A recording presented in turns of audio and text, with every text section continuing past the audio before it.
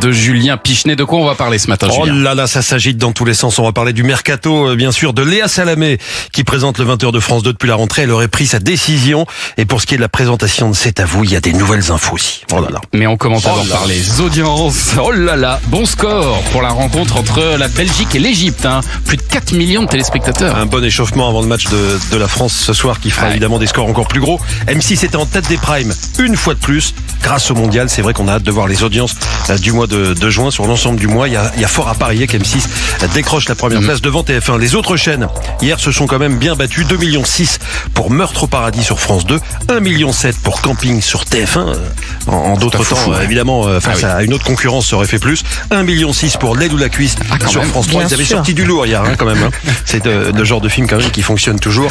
Ils auraient pu essayer de le mettre ce soir, ça aurait été intéressant aussi. Je sais ce que vous avez regardé, vous, L'aide ou la cuisse. Non, j'ai raté. Oh, zut, il y a une réplique que j'avais oubliée en plus. Je me demande s'il n'y a pas une adaptation qui est en cours. Ah bon? Ouais, de L'aile. Je me demande. En quoi? En format télé? En format ciné, je crois que je me demande. Ah, une nouvelle version de L'aile ou la cuisse? Mais je suis pas sûre, mais j'ai l'impression d'avoir entendu ça. Ça peut toujours être d'actualité. Il y a quelque chose à faire.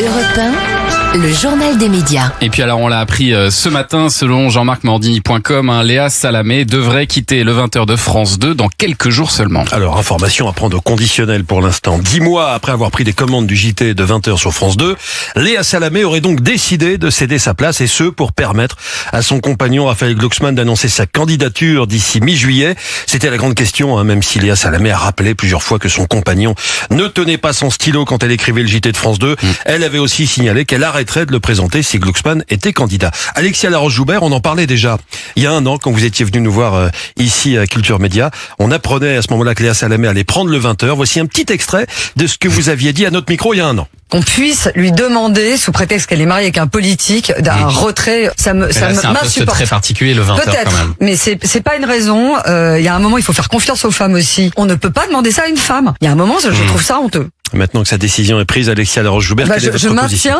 Je maintiens. Et en plus, quand vous présentez le JT de 20h et que vous êtes en période électorale sur une présidentielle, qu'on vous demande de se retirer du 20h, enfin, vous faites le 20h aussi pour ces moments-là.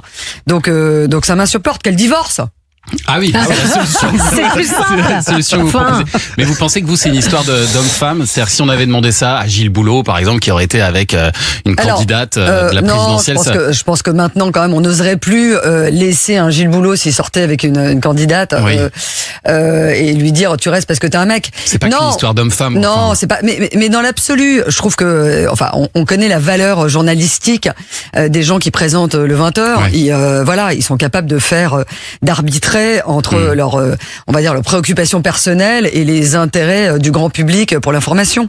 Et donc, ils font leur métier. Et donc, je maintiens, ça n'est pas normal.